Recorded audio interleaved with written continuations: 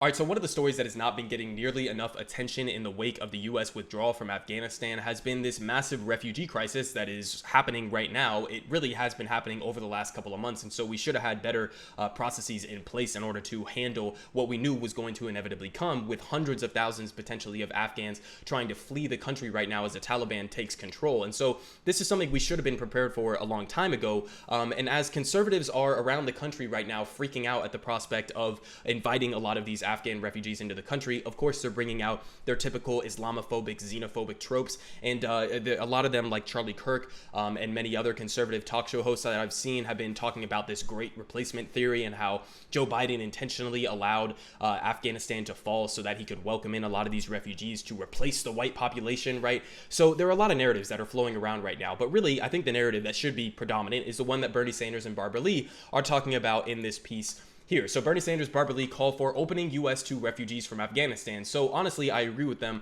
We should be allowing as many people as humanly possible into the country as quickly as possible. We owe that much after 20 years of destruction to the Afghanistan people. So here's what they say. The United Nations has warned of a coming refugee crisis as conditions worsen drastically for the people of Afghanistan. It also said that the vast majority of the hundreds of thousands of Afghan refugees who have fled the country over the past months have been primarily women and children.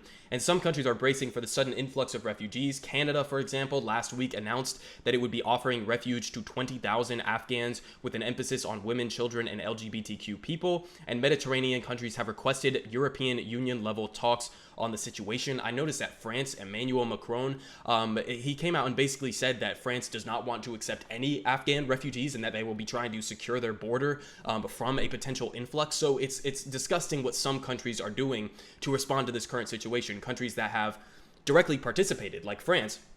You directly participated in this war. You helped to create the conditions that created these refugees, and they're going to turn around and shut your doors on them. It's completely despicable and disgusting. And so the U.S. should not be following in the footsteps of what France is doing right now. We should be above any other country around the world because we have the most degree of responsibility and culpability for the current situation. We have a responsibility to welcome in as many Afghan refugees as need to come to the country. We shouldn't even be putting some numbered amount on it, as Canada was doing with the 20,000. But they continue. But the U.S.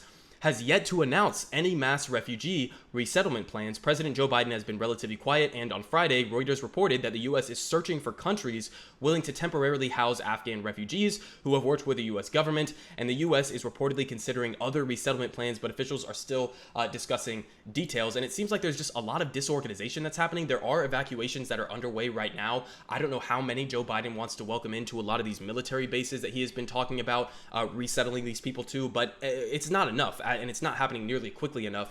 As we see under this reporting from Reuters here, Biden's vow to airlift Afghan allies meets ticking clock and a risky rescue. So they say President Joe Biden's pledge to evacuate thousands more at-risk Afghans who worked for the U.S. government will run into the cold reality of a fast-closing window of time, insecurity all over Afghanistan, and major logistical hurdles. As one U.S. official told Reuters, too many things have to go 100% correctly to execute the plan to move out those going through special immigrant visa process, so the CIVs, the SIV that they call them. And the Pentagon is aiming to evacuate up to 22,000 CIV applicants, their families, and other at-risk people. So only 22,000. So Canada was offering 20,000. We're talking about 22,000, and it's unsure where exactly we're going to be resettling these people, or whether or not they'll even be able to come to the United States itself. So it's completely ridiculous, even if we were just talking about proportionate population sizes, not just the degree of which we are culpable for the war itself, but even if we're just talking about comparing population sizes, if Canada is welcoming 20,000 people, then the United States, Canada has about the population of California. So we should be offering in countless times more than that, 5-10 times more than Canada would be. So that's what we should be aiming for at a very bare minimum. Again, we shouldn't be basing the number of Afghan refugees that we allow into the country based on some arbitrary number that we decide on. We should be allowing as many as can quickly be processed as possible. And if you have to lift some of these barriers within the special immigrant visa process that they're talking about here, if you have to lift some of those temporarily, then you lift them and you bring them over to the United States, and then you process it here and you deal with the consequences after the fact. You don't, keep them in Afghanistan waiting for this long drawn out visa process to be underway, and then you bring them over. That's just, you're creating unnecessary danger in that situation for those people. So it can't happen like that. And just to give you a picture of the visualizations of the people who are trying to flee from the country. I mean, you see here, they were literally trying to grab onto the planes and trying to get into the planes via these little entrances here on the side, and just countless people just standing out there waiting. And then you can see it again here from the tarmac. This is one of the videos that went viral. So you see them literally chasing after the plane, and there were multiple people that I'm not even going to show the videos of, but there were multiple people who literally died because they were trying to hang onto the outside of these planes. You can see some of them right there sitting on the side of the plane as they were just desperately trying to get out of the country. And so this is a failure on the U.S.'s part in an effort to evacuate our allies. We were obviously totally underprepared for the speed at which the Afghan government was going to fully collapse, and we obviously weren't prepared to handle the amount of people that wanted to leave the country with us as they feared the incoming Taliban. So, it's just a complete failure. It's honestly disgusting that we are treating these people who helped us. And, I'm as critical of the war itself as anybody, but the fact is these people helped us in this war, and so we owe it to them at the very bare minimum to bring them over to the United States. We promised them that, and the fact that we're leaving some of these people behind is just disgusting. I mean, it's atrocious that we would treat people like this. And so despite just to give you a picture of where we actually are right now, despite Taliban threat, the U.S. has accepted fewer than 500 Afghan refugees this year. So this is from August 16th, just a couple days ago. So despite what we knew was happening over the entire year, right? We knew from the Trump administration that this withdrawal plan was underway. Biden delayed it by a couple months, but we knew that this was coming. Why have we only accepted 500 refugees so far? I mean, why have we not? Why was this not a process that was underway throughout this entire year, where we were accepting tens of thousands of people every single month, as many as possible? Why is this something that we're just now trying to address after the fact, after the government has collapsed and the Taliban is taking over? The Taliban has said we're going to have an amnesty period where we allow for evacuations, but again, this process of the visa process that they have is totally inefficient right now, and it's breaking down. So listen, the priority right now with the situation in Afghanistan should not be on, arguing over who's at fault. Is Trump at fault? Is Biden at fault for the situation, the chaotic situation on the ground? That doesn't matter. We should be opening up the avenues, as Bernie Sanders and as Barbara Lee were calling for at the beginning of this. We should be opening up the avenues to let as many people in as humanly possible,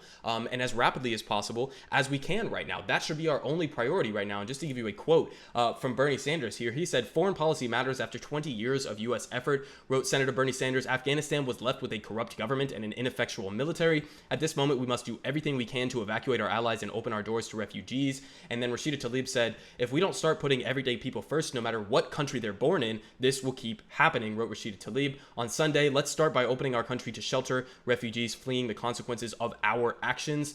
So importantly, again, she points out there, this is our fault in the first place. The only reason that the Taliban has the power that they do now is, first of all, because of our completely failed 2 decades long war in which they ended up with more power at the end than they started with at the beginning. And then in addition to that, the Ronald Reagan administration that funded and armed and supplied the Mujahideen fighters to overthrow the Soviet-backed democratic socialist government in Afghanistan. And then those Mujahideen fighters then turned into the Taliban and Al-Qaeda. So the entire situation in Afghanistan right now is our fault from the beginning, from top to bottom. So if any country on the face of the planet has a moral obligation, a responsibility to welcome everyone in from Afghanistan that needs to flee the country, then it's the United States, and we should be doing that right now. There's no excuse for delay, and it seems like Joe Biden right now cares more about appeasing racist Republicans and Islamophobic Republicans than he does actually evacuating the people who we created as refugees.